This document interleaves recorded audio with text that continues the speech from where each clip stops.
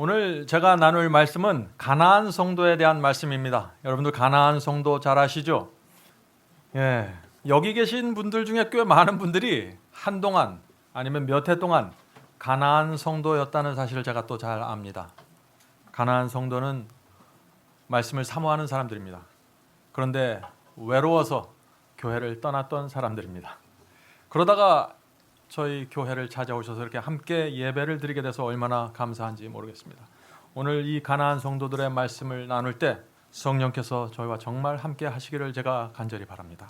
홍수에 마실 물이 없다는 격언이 있습니다. 여러분들 그 말씀을 아십니까? 홍수가 나면 온통 물바다가 되죠. 그러나 정작 마실 수 있는 깨끗한 물은 없다는 것입니다. 성도 여러분, 동네마다 거리마다 수많은 교회들이 있습니다. 그런데 정작 순수하고 깨끗한 말씀을 나눠주는 교회를 찾는 것은 정말 어려운 시대가 된 것입니다. 그 결과 오늘날 이상한 현상이 기독교에 나타나고 있습니다. 그것이 무엇일까요? 예수를 따르기 위해서 교회를 떠난다고 말하는 사람들이 나타난 것입니다. 그런데 적은 사람들이 아니라 수십만 명이 나타난 것입니다. 오늘날 저마다 이것이 정말 어떤 문제이고 무슨 현상인지 이해하기 위해서 고민하는 사람들이 있는 것입니다. 우리는 그런 분들을 가나안 성도라고 부릅니다. 가나안을 거꾸로 읽으면 뭐가 되죠? 안 나가가 되는 것입니다. 다시 말해서 가나안 성도란 교회를 안 나가는 그리스도인들을 뜻하는 것입니다. 그들은 교회에는 출석하지 않지만 옛날 구약시대 이스라엘 백성들이 가나안 땅을 찾아서 방황했던 것처럼 하나님의 말씀과 참된 구원을 찾기 위해서 지금 방황하고 있는 것입니다. 오늘날 서점에 가면은요, 가나안 성도에 대한 책들이 나와 있습니다. 그 책에는요, 이런 글들이 적혀 있습니다. 내가 교회를 떠난 것이 이상한 것이 아니라 이런 상황에서 교회에 남아 있는 것이 이상한 것입니다. 나는 사람들이 교회에 남아 있는 이유가 정말 궁금합니다. 교회를 개혁하기 위해서 남아 있는 건가요? 아니면 그냥 생각 없이 관성으로 남아 있는 것인가요? 가나안 성도들은 말씀과 생명이 없는 교회에 남아있는 교인들을 오히려 이상한 눈으로 지금 바라보고 있는 것입니다. 그들은 교파라는 굴레를 벗어던지고 말씀을 찾아서 뛰쳐나온 사람들입니다. 그들은 지금 이렇게 외치고 있습니다. 왜 우리가 교회의 부패와 불의를 보면서 매주 교회 가서 헌금을 내고 예배 드려야 합니까? 왜 우리가 지성적이지도 않고 성경에 맞지도 않는 설교를 매주 들어주어야 합니까? 예배를 꼭 교회 건물 속에서 드려야만 하나님께서 받아주십니까? 심각한 질문이죠. 얼마나 교회에 실망했으면 이런 말을 하면서 교회를 떠나게 될까요? 저는 가나안 성도를 생각하면 마음이 참 아픕니다. 저는 우리 교회가 그런 성도들을 위한 피난처가 되기를 제가 간절히 바라는 것입니다. 가나안 성도들은요, 교회를 찾을 때 두 가지를 본다고 합니다. 그 두 가지가 무엇일까요? 첫째는 그 교회에 말씀이 있는지를 본다고 합니다. 둘째는 그 교회의 교회와 성도들에게 하나님을 사랑하고 충성하는 그 경건함이 있는가를 보기 원한다고 합니다. 그런데 문제가 있죠. 문제가 무엇입니까? 이 세상에 그런 교회가 아주 적습니다. 그래서 교회를 찾지 못하는 이 가나안 성도들의 숫자가 해마다 늘어나고 있는 것이죠. 예전에는요, 전체 기독교인의 10% 정도를 가나안 성도로 추산했습니다. 한국 기독교인들을 1000만이라고 가정하면 100만 명 정도가 된다는 것이죠. 엄청난 숫자입니다. 많은 사람들이 이 숫자가 과장되었다는 논란이 있기도 하지만은 최근의 조사 결과를 보면은 오히려 점점 늘어나고 있는 추세를 우리가 확인할 수 있는 것입니다. 자, 여기서 우리는 중요한 질문을 이제 던져보아야 합니다. 그 질문은 가나안 성도들은 교회를 왜 떠나고 있는가입니다. 왜 떠났을까요? 포기했기 때문입니다. 이 교회 저 교회를 다니면서 생명의 말씀을 찾아보았지만 가는 곳마다 교회의 부패를 보았고 세속을 보았기 때문에 또 말씀을 찾을 수 없기 때문에 더 이상 교회를 다니지 않기로 결정한 사람들입니다. 가나안 성도들은요, 자신이 교회 다니지 않는 이유를 이렇게 설명합니다. 오늘날 교회는 벽돌 교회가 되었습니다. 그래서 교회 다니지 않기로 결정했습니다. 이 벽돌 교회란 말이 무슨 뜻일까요? 저도 처음 듣는 말인데 그것은 교회 속에 하나님의 임재가 없다는 뜻입니다. 벽돌만 있다는 것입니다. 가나안 성도는 오늘날의 교회를 그런 시선으로 지금 보고 있는 것입니다. 그래서 이렇게 말합니다. 오늘날 교회는 벽돌로 만든 건물에 불과합니다. 교회란 조직도 아니고 건물도 아닙니다. 교회 속에는 하나님의 말씀이 있어야 하는데 오늘날 교회에서 하나님의 분명한 말씀이 사라져버렸고 부도덕과 세속만이 창궐합니다. 오늘날 기독교회는 그래서 벽돌교회가 되어버렸습니다. 참 이 말씀은 가슴 아픈 말씀이죠. 성도 여러분, 점점 더 많은 사람들이 목사와 교회의 세속화를 보면서 실망하고 있는 것입니다. 앞으로 점점 더 많은 사람들이 그래서 교회를 떠날 수밖에 없는 상황이 된 것입니다. 저는 그래서 오늘 이 시간에 왜 진실한 성도들이 교회를 떠나고 있는가 그 이유를 좀 살펴보려고 합니다. 자, 첫 번째 이유는 교회에서 성령과 대적하는 설교를 하고 있기 때문입니다. 무슨 설교를 하고 있다고요? 성령과 대적하는 설교. 자, 성령과 대적하는 설교가 어떤 설교일까요? 설교자가 복음과 죄를 가볍고 얄팍하게 다룰 때 설교는 성령과 대적해서 싸우게 됩니다.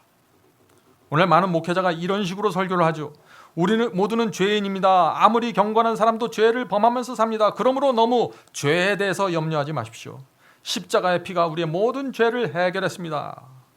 이런 설교가 완전히 틀린 설교는 아닙니다. 그러나 이런 식의 설교가 성령께서 역사하실 수 있는 설교일까요? 사람들이 이런 서기의 설교를 들으면서 죄를 버리고 회개하는 그런 역사가 일어날 수 있을까요?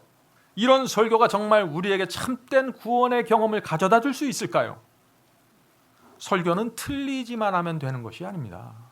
설교는 성령의 역사를 동반해 가야 되는 것이죠.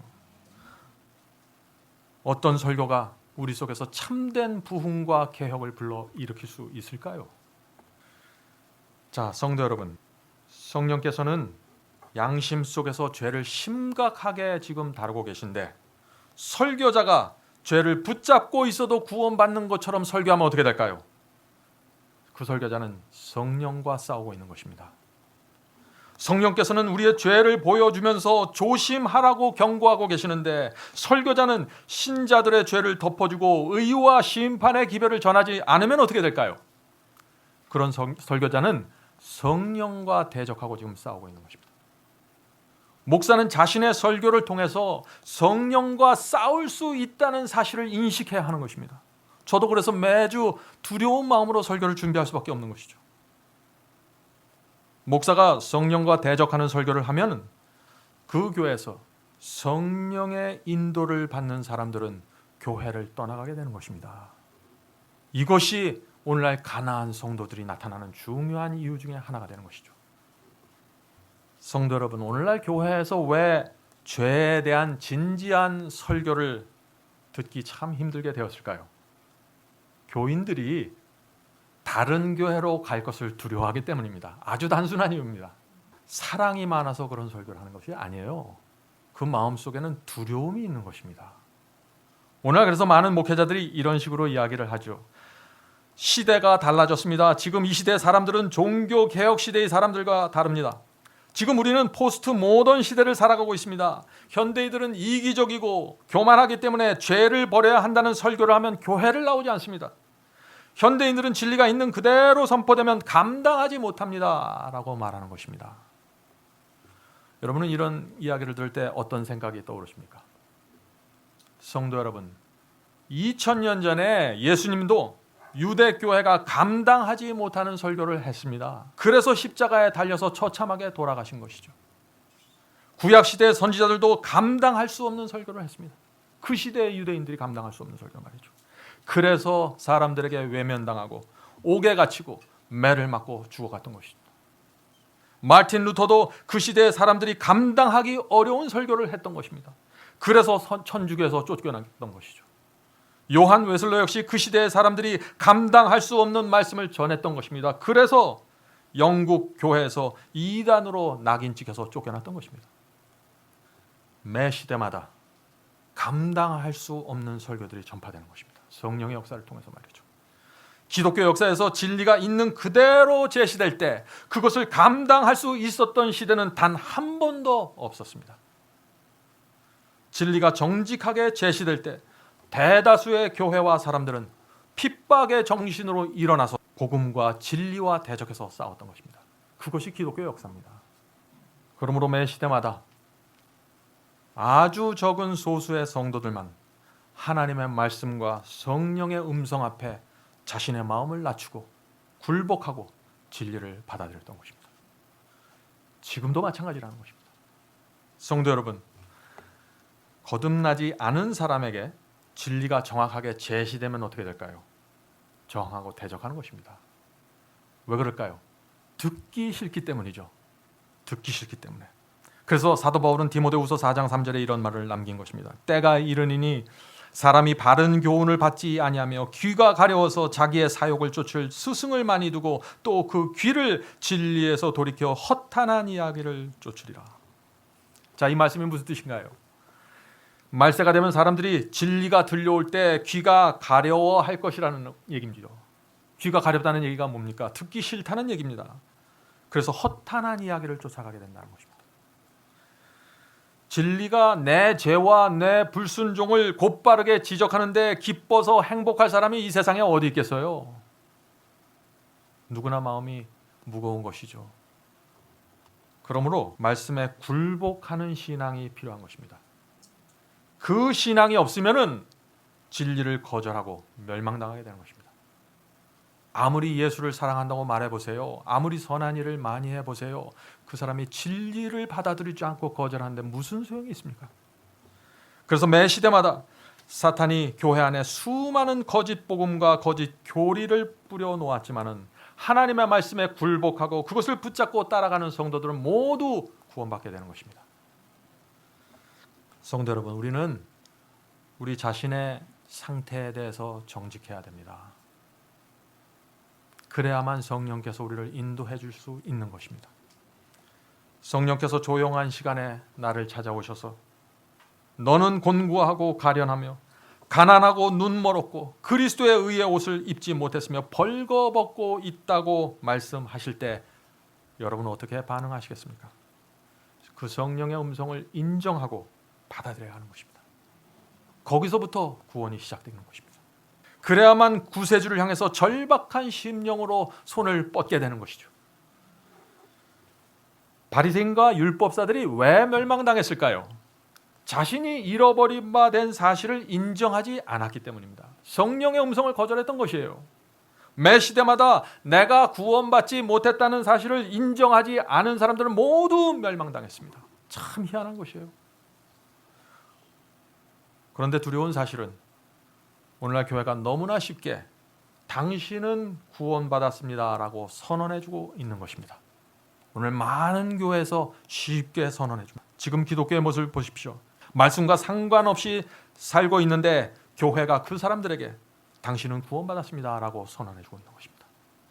이런 상황 때문에 교회에 문제가 생긴 것입니다. 어떤 문제가 생겼을까요?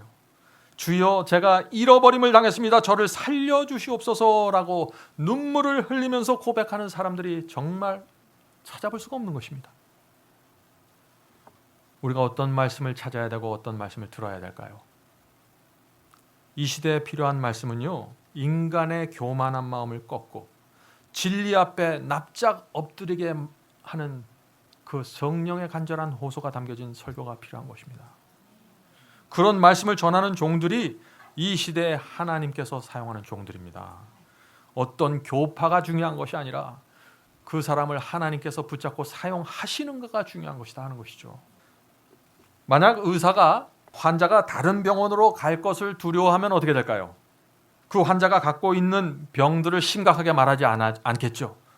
당신은 이런 원칙을 따라야 되고 이런 건강 법칙을 지켜야 됩니다라고 이 환자가 귀찮아하는 말은 안 할 것입니다. 그래서 환자가 듣기 원하는 말만 해주게 될 것이죠. 그러면 어떻게 될까요? 환자는 그 심각한 병에서 빠져나올 수 없는 것입니다. 그런 의사는 히포크라테스 선서를 외면한 채 환자를 이용해서 돈을 버는 사꾼이 되어버리고 마는 것입니다. 오늘 이런 일들이 교회 안에서 이루어지고 있다는 것입니다. 그래서 가나안 성도들이 그런 모습을 보면서 지금 교회를 떠나가고 있는 것입니다. 한두 명이요? 아닙니다. 수십만 명이 떠나가고 있는 것입니다. 그러므로 설교자가 교인을 잃어버릴 것을 두려워해서 죄와 심판의 기별을 정확하게 전하지 않으면 어떻게 될까요? 이 교인들이 자신이 무슨 문제에 빠져 있는지도 모른 채 멸망으로 들어가게 되는 것입니다. 자, 그러면 이와 반대의 경우를 좀 생각해 보죠. 만일 하나님의 말씀이 있는 그대로 선포되면 어떤 일이 교회 안에서 일어나게 될까요? 교인들이 이런 고백을 하게 됩니다. 하나님께서 제 눈을 열어주셔서 진리가 무엇인지 제가 보게 되었습니다. 성령께서 제 신앙 속에 막혀 있는 돌들을 뚫어내 주셨습니다. 제 속에 말씀을 사모하는 심령이 생겼습니다. 하나님의 말씀대로 살고 싶은 소원이 생겼습니다. 전에는 더럽고 추한 것을 좋아했는데 이제는 순결하고 깨끗한 것을 좋아하게 되었습니다. 하나님의 말씀이 이제 제 인생에서 가장 중요한 것이 되었습니다. 여러분들은 이런 간증을 하길 원하십니까? 저는 이런 간증을 매일 하길 원합니다. 자, 성도 여러분, 그렇다면 왜 교회를 떠나는 성도들이 점점 더 늘어나고 있을까요? 이제 여러분들은 이 질문에 대한 대답을 하실 수 있겠죠? 교회에서 이런 순수한 영적인 경험이 이루어지고 있지 않기 때문에 떠나는 것입니다. 설교가 성령과 대적하고 말씀이 있는 그대로 선포되지 않는데 사람들이 왜 교회에 남아 있어야 될 이유를 찾을 수 있을까요? 찾지 못하는 것입니다. 자, 가나안 성도가 생기는 두 번째 문제를 살펴보죠. 두 번째 문제는 교회가 성장과 마케팅 정신에 빠져 있기 때문입니다. 이 말씀 역시 심각한 말씀입니다. 성도 여러분, 지난 30년 동안 기독교의 모든 것이 달라졌습니다. 지금 기독교회는 여러분들이 어렸을 때 다니던 그 교회가 아닙니다. 설교가 달라졌고 찬양이 달라졌고 악기와 실내 장식과 교회 건물 디자인까지 전체가 달라져 버렸습니다. 왜 교회는 모든 것을 바꾸어 놓았을까요? 왜냐하면 큰 교회를 만들어야 된다는 생각에 사로잡혔기 때문이죠. 성도 여러분, 지금 기독교회 안에 교회는 반드시 성장해야 하고 이익을 남겨야 한다는 마케팅 정신이 들어왔습니다. 그 정신이 교회를 지배하면서 모든 것이 달라지게 된 것입니다. 여러분들 그 모습이 보이십니까? 그것을 볼 수 있어야 되는 것입니다. 충격적인 사실은요, 교회 마케팅 회사가 있습니다. 여러분들 교회 마케팅 회사라는 이름 들어보셨어요? 그런 회사들이 있습니다. 교회 마케팅 회사가 무슨 일을 하는 회사일까요? 그들은 교인들의 숫자를 늘려주기 위해서 고민하고 프로젝트를 가동하는 회사입니다.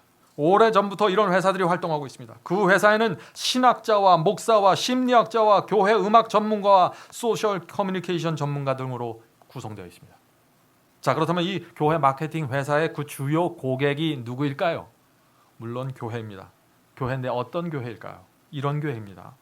교인 숫자가 적어서 적자가 나는 교회, 교회를 큰 교회로 키워가려는 야망이 있는 교회, 하나님의 말씀과 상관없이 큰 교회를 이루기 위해서는 무엇이든지 희생할 수 있다고 생각하는 교회, 이런 교회들이 와서 마케팅 회사에 와서 도움을 청하는 것입니다.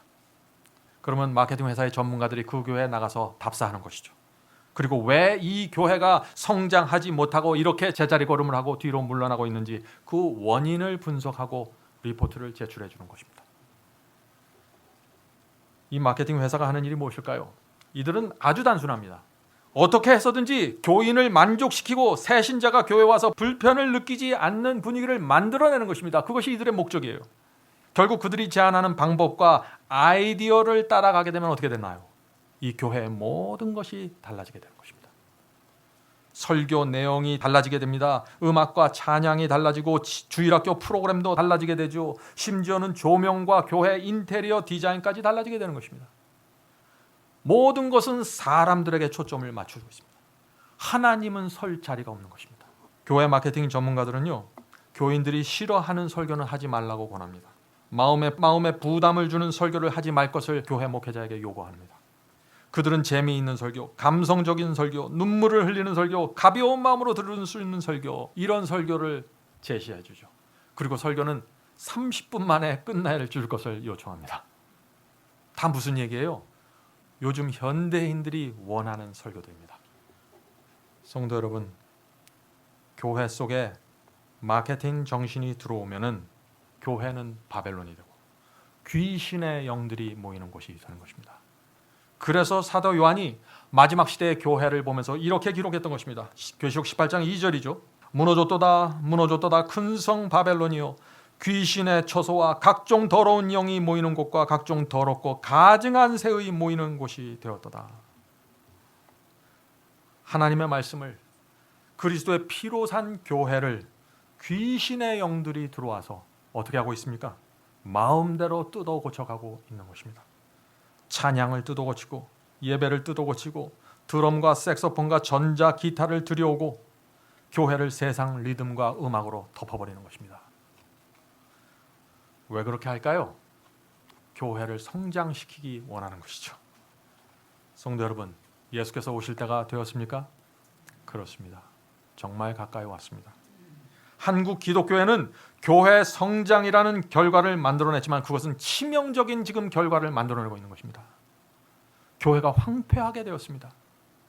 어떻게 되었습니까? 교회가 하나님의 말씀으로 돌아갈 수 없는 교회가 되었습니다. 지금 교회 안에서 하나님의 말씀은 아무런 힘을 쓰지 못하고 있습니다. 누가 하나님의 말씀 위에 쓰려고 합니까? 내 취향과 내 감정과 내가 가지고 있는 사상 속에 쓰려고 하죠. 대부분의 교회들은요, 오늘날 성경이 무엇이라고 말하는가에 관심이 없습니다. 하나님의 뜻은 무엇인가를 살피지 않습니다. 그 대신 무엇을 생각합니까? 어떻게 해야 교인들이 모여들까? 어떻게 해야 예배가 즐겁고 감동을 줄까? 이 면에 초점을 딱 맞추고 있는 것입니다. 그래서 오늘날 기독교회는 성령의 음성을 듣지 못하는 교회, 성령의 음성을 거절하는 교회가 되어버린 것입니다. 부흥과 개혁이 일어날 수 없는 교회가 벽돌 교회가 되어버린 것입니다. 이런 마지막 시대의 교회를 바라보시는 하나님의 마음이 어떠할까요? 이 시대의 성도들은 주님의 마음을 헤아려 보아야 합니다. 오늘날 교회는요, 이름만 하나님이지 자신들이 원하는 신을 섬기고 있습니다. 우리는 심각한 마음으로 이 시편 기자의 말을 들어보아야 합니다. 시편 50장 21절 22절입니다. 네가 나를 너와 같은 줄로 생각하였도다. 참 두려운 말씀이죠. 하나님께서는 우리와 다르다는 것입니다. 네가 나를 너와 같은 줄로 생각하였도다. 그러나 내가 너를 책망하여 네 죄를 내 목전에 차례로 베풀리라 하시는도다. 하나님을 잊어버린 너희여, 이제 이를 생각하라. 그렇지 않으면 내가 너희를 찢으리니 건질 자 없으리라. 얼마나 두려운 말씀입니까? 왜 우리가 이런 말씀을 읽어야 할까요? 왜냐하면 지금 교회는 하나님을 기쁘게 하는 것보다 사람을 기쁘게 하는 데 초점을 맞추고 있기 때문입니다. 갈라디아 1장 10절 읽어보겠습니다. 이 바울의 이 말씀을 잘 들어보시기 바랍니다. 이제 내가 사람들에게 좋게 하랴 하나님께 좋게 하랴 사람들에게 기쁨을 구하랴. 내가 지금까지 사람의 기쁨을 구하는 것이었다면 그리스도의 종이 아니니라. 여러분들이 아무리 예수님을 사랑한다고 말해도 여러분 속에 있는 마음과 정신과 사상이 사람의 마음을 기쁘게 하는 데 맞춰져 있다면 그리스도의 종이 아니라고 지금 말하고 있는 것입니다. 이제 우리는 하나님께로 돌아가야 합니다. 상한 심령으로 회개하면서 주님께 돌아가서 무릎을 꿇고 당신의 말씀을 펴서 읽어봐야 하는 것입니다. 주님의 뜻이 무엇이고 우리가 무엇을 하기 원하는지 말이죠. 그래서 지금 교회는 오래전부터 넓은 길을 걸어가고 있는 것입니다. 그 결과 교회 안에 어떤 일이 생겼습니까? 교회마다 말씀과 상관없는 가라지들이 무성하게 올라오고 있는 것입니다. 그것이 마지막 시대 교회의 모습입니다. 그래서 교회의 그런 모습에 실망해서 수십만 명의 성도들이 교회를 탈출하고 있는 것입니다. 그들이 가나안 성도라는 것입니다. 그들은 교회가 하나님의 임재가 없는 벽돌 교회가 되었다고 슬퍼하면서 교회를 떠나고 있는 것입니다. 자, 그런데 이것보다 더 두렵고 가슴 아픈 일이 지금 있습니다. 그것이 무엇일까요? 수십만 명의 사람들이 교회를 떠나서 이리저리 방황하는데 그들이 이상한 교리와 거짓 선지자들에 붙잡혀서 잡아먹히고 있다는 것입니다. 이것이 두려운 일입니다. 사탄은 우는 사자처럼 돌아다니고 있습니다. 이것이 마지막 시대의 모습입니다. 정말 조심해야 됩니다. 자, 교회를 떠나는 세 번째 이유. 교회가 사람들에게 거짓 확신을 강요하기 때문입니다. 무엇을 강요해요? 교회가 사람들에게 거짓 확신을 강요한다는 것입니다. 자, 이 말씀이 무슨 말씀일까요? 어떤 모태교인이 있었습니다. 이분은 40대 남성인데 그분은 가나안 성도입니다. 그는 자신이 교회를 떠나게 된 이유를 이렇게 설명합니다. 오랜 세월 동안 나는 교회에서 구원의 확신을 강요당해 왔습니다. 구원은 나와 하나님의 관계에서 이루어지는 것인데 교회 갈 때마다 당신은 구원받았습니까? 라는 말에 떠밀리다시피 대답하는 것이 너무나 부담스러웠습니다. 혹시 여러분 중에 이런 경험 갖고 계신 분 계신가요? 전혀 말씀과 상관없이 살아가는 사람들까지 나는 구원받았다고 대답하는 모습이 정말 보기 싫었습니다. 교인들이 서로 나는 구원받았다고 말하면서 과시하는 모습을 보는 것도 정말 힘들었습니다. 나는 교회가 왜 교인들을 그렇게 몰아가는지 이해할 수 없습니다. 내가 확신한다고 해서 구원받는 것도 아닌데 왜 교회는 구원의 확신을 교인들에게 강요하는지 모르겠습니다. 우리가 그리스도를 영접하고 정말 믿으면 우리는 구원받게 됩니다. 그것은 진리입니다.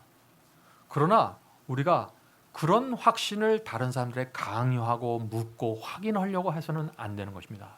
왜냐하면 그 확신은 사람이 주는 확신이 아니라 하나님의 영이 주는 확신이기 때문에 그렇죠. 성도 여러분, 지금 읽어드린 이 가나안 성도의 마음을 여러분은 이해하시겠습니까? 오늘날 교회는 예수를 믿고 영접했으면 결코 구원을 잃어버릴 수 없다는 사상으로 팽배해 있습니다. 그래서 교회마다 교인들에게 구원의 확신을 주기 위해서 물어보는 것입니다. 만날 때마다 교회에서 당신은 구원받았습니까? 라고 물어보는 것이죠. 그럼 교인들은 어떨까요? 눈치를 보면서 예, 나는 구원받았습니다. 왜냐하면 예수를 영접하는 기도를 제가 진심으로 드렸기 때문이죠. 자, 그런데 이런 대답을 못하는 사람들은 또 어떨까요? 영적인 열등감을 갖게 되는 것입니다. 또 믿음이 없는 사람으로 취급당하게 되죠. 왜 교회를 그런 분위기로 만들어야 될까요? 그 깊은 바닥에 깔린 동기를 보면은 이 교회에 오면은 구원받고 확신을 갖고 그렇게 살아가게 됩니다. 이 교회는 그래서 성장할 수 있는 교회가 되는 것입니다. 이런 사상들이 다 바닥에 깔려 있다는 것입니다. 그런데 문제가 있죠. 나는 구원받았습니다 라고 대답하는 대부분의 사람들이 어떻습니까? 그들의 삶 속에 아름다운 열매가 없습니다. 나뭇잎만 무성한 것입니다. 그것을 저만 알고 있을까요? 다 알고 있습니다. 다만 말하지 않을 뿐이죠. 나는 구원받았다고 주장하는 사람들의 대부분이 세상 사람처럼 교만하고 이기적입니다. 자기밖에 모릅니다. 어떤 경우는 불교나 유교를 믿는 사람들보다 겸손하지 않고 부도덕합니다. 그러면서 여전히 나는 구원받았습니다를 외치고 있어요. 이런 상황 때문에 가나안 성도들이 생기는 것입니다. 교회가 전하는 복음에 대해서 깊은 불신과 의심을 갖고 교회를 떠나가는 사람들 말이죠. 그래서 오늘날 정직한 성도들이 어떻게 합니까? 이런 교회의 위선을 견디지 못해서 교회를 떠나가고 있는 것입니다. 그들이 가나안 성도입니다. 성도 여러분, 그들은 교회 다니지는 않지만은 하나님을 사랑하고 외로운 사람들입니다. 여러분 그들의 마음을 이해하십니까? 성도 여러분, 중세기에 일어났던 일이 지금 이 시대 마지막 때가 되면서 다시 반복되고 있습니다. 여러분들 그 사실을 아셔야 됩니다. 중세기 종교 암흑기 동안 유럽의 모든 사람들은 카톨릭이라는 하나의 교파, 하나의 교회 안에 속해 있었습니다. 그들 모두는 구원받았다, 나는 구원받았다라고 확신하고 있었습니다. 그들이 어떻게 그런 확신을 가졌을까요? 왜냐하면 그들이 태어날 때 유아 세례를 받았기 때문입니다. 그래서 신부와 사제가 태어나는 순간 구원을 확정시켜 줬습니다. 너는 천주교인이 됐으니까 구원받았다라고. 그러나 그들의 모습은 어땠습니까? 중세기 1000년 이상 동안 성도들을 핍박하고 고문하고 죽이는 악마처럼 살았습니다. 중세기 동안 8천만 명 이상이 순교당했습니다. 그러면서 그들은 여전히 나는 구원받았다는 확신을 갖고 살았던 것입니다. 이 구원에 대한 확신이 잘못 들어가면 얼마나 무서운지 여러분들 보이십니까? 하나님의 말씀과 계명을 10계명을 마음대로 바꾸고 무시하면서 나는 구원받았다고 확신했던 것이죠. 어떻게 그런 확신을 가질 수 있었을까요? 신부가 또 사제가 교인들에게 당신은 카톨릭 교인이므로 구원받았습니다라고 선언해 주었기 때문이죠. 오늘날 그런 일들이 개신교 속에서 똑같이 일어나고 있다는 것입니다. 교회가 그런 암흑 속에 있을 때 16세기가 되면서 종교개혁운동이 시작되었습니다. 종교개혁자들이 어떤 복음을 전했습니까? 그래서 그들이 이렇게 말했습니다. 구원은 교회가 주는 것이 아니라 그리스도를 믿음으로 받는 것입니다 라고 설교하기 시작했습니다. 성도 여러분, 이 위대한 종교개혁자들의 설교가 이 수준에서 멈추지 않았습니다. 구원의 복음은 더 나갔습니다. 감리교의 창시자인 요한 웨슬레에 의해서 아주 밝은 빛으로 나가게 되었습니다. 요한 웨슬레는 그 당시 믿기만 하면 무조건 구원받는다라고 생각하던 그 성도들의 착각을 향해서 이렇게 설교했습니다. 여러분은 거듭나지 않았습니다. 여러분이 하나님을 믿는다고 말할지라도 여러분의 마음과 정신은 여전히 죄와 세상을 사랑하고 있습니다. 회개의 열매와 중생의 증거가 여러분의 생애 속에서 전혀 나타나지 않았습니다. 성도 여러분, 성령의 음성을 들어보십시오. 자신을 살피십시오. 여러분의 삶이 말씀을 따라가고 있는지 확인해야 합니다. 여러분의 생애가 하나님께서 여러분을 부르신 것과 택하신 것을 증거할 수 있어야 합니다. 여러분은 반드시 거듭나야 합니다. 이 말씀은 정말 어려운 설교였습니다. 요한 웨슬러는 로마서 8장에서 이런 말씀을 강조했습니다. 로마서 8장 8절, 9절, 13절, 14절입니다. 육신에 있는 자들은 하나님을 기쁘시게 할 수 없느니라. 만일 너희 속에 하나님의 영이 거하시면 너희가 육신에 있지 아니하고 영에 있나니 누구든지 그리스도의 영이 없으면 그리스도의 사람이 아니라. 너희가 육신대로 살면 반드시 죽을 것이로되 성령으로서 몸의 행실을 죽이면 살리니 무릇 하나님의 영으로 인도함을 받는 그들은 곧 하나님의 아들이라. 얼마나 분명한 말씀입니까? 이 말씀 어디를 잘못 왜곡할 수 있을까요? 그러나 슬픈 사실은 오늘날 기독교회가 이 요한 웨슬러가 전한 복음을, 이 거룩한 복음을 멀리 떠나고 말았다는 것입니다. 요한 웨슬러가 세운 감리교회 속에서도 더 이상 이런 설교를 듣기 어렵게 됐습니다. 지금 기독교회는요, 중생과 구원에 대해서 이런 식으로 가르칩니다. 요한 웨슬러의 가르침과 한번 잘 비교하면서 들어보세요. 여러분이 예수를 영접하고 교회를 다니고 있다면, 그리고 여러분이 예수를 믿기로 결심했고 영접 기도를 드렸다면, 그리고 그것이 진심이었다면 여러분은 중생하였고 구원받았습니다. 무엇이 문제인가요? 열매에 대해서 전혀 말하고 있지 않죠. 이런 설교가 성서적일까요? 아닙니다. 성서적인 설교는 이런 설교입니다. 성도 여러분, 여러분은 지금 진리를 따라가고 있습니까? 여러분의 삶에 성령께서 역사하시는 증거가 있습니까? 거듭났다는 생애의 증거와 열매를 확인할 수 있습니까? 날마다 자기를 부인하고 십자가를 지고 있습니까? 참된 회개와 중생의 열매가 없으면 구원받은 것이 아닙니다. 이런 설교가 성도들을 사랑하는 하나님의 종들입니다. 오늘날 어디서 이런 말씀이 선포되고 있을까요? 지금은 말씀의 기근이 내린 시대입니다. 사람들은 말씀을 찾기 위해서 동에서 서로 돌아다녀도 말씀을 찾지 못해서 죽어가고 있는 것입니다. 중세기에는요, 신부가 유아 세례를 받는 사람들에게 구원을 선언해 주었습니다. 그렇죠? 그런데 오늘날에는 어떻게 합니까? 아주 간단한 의식을 통해서 구원을 선언해 주고 있는 것입니다. 중세기와 똑같은 일이 지금 개신교 안에서 벌어지고 있는 것이죠. 예수께서는 라오디게아 교인들에게 내가 열심을 내라 회개하라 라고 말씀하시는데, 오늘날 기독교회는 이런 식으로 얘기합니다. 예수님을 영접하기 원하는 분들은 손을 들어보세요. 손을 드는 사람의 마음속에 지금 예수께서 들어가실 것입니다. 손을 들어서 자신의 마음을 표현하는 사람은 구원으로 들어가게 됩니다. 이게 도대체 뭡니까? 정말 우습죠? 코미디 같죠? 그런데 이런 교회 속에 변호사들이 가득 차 있고 의사들과 박사들이 가득 차 있습니다. 귀신의 영들에 미혹당한 것이죠. 성도 여러분, 교회에서 가르쳐주는 요즘 그 죄인의 기도라고 부르는 것, 그 죄인의 기도를 따라하는 것으로는요, 아무것도 이룰 수 없습니다. 요즘 사형리가 유행이죠. 그 사형리를 따라서 읽는 것으로는 아무것도 이루어지지 않습니다. 어떤 교리에 정신적으로 동의하고 손드는 것, 이것으로는 아무것도 이루어지지 않는 것입니다. 이 세상 어디에도 구원을 가져오는 마법과 같은 방법은 없습니다. 우리는 하나님의 말씀을 붙잡고 좁은 길을 가야 되는 것입니다. 십자가를 지고 그 주님을 끝까지 쫓아가야 되는 것입니다. 죽도록 충성하는 것이 그리스도인의 신앙입니다. 성도 여러분, 구원의 확신은요, 사람이 주는 것이 아닙니다. 우리 속에 있는 그리스도의 영이 우리에게 말해 주십니다. 그 말씀이 고린도후서 13장 5절에 있죠.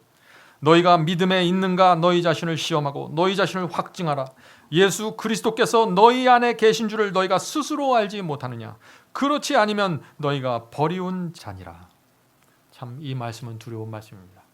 저도 날마다 두려운 마음을 갖고 이 말씀을 읽고 있습니다. 자, 그런데 우리 속에 그리스도의 영이 있는지 없는지 어떻게 알 수 있을까요?